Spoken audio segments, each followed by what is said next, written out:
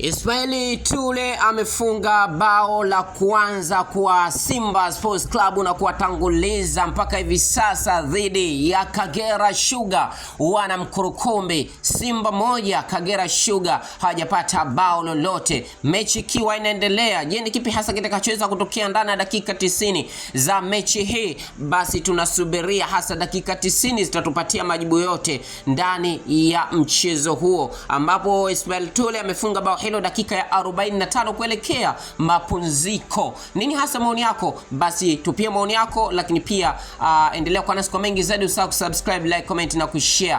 Na hii ni Chuma Online TV.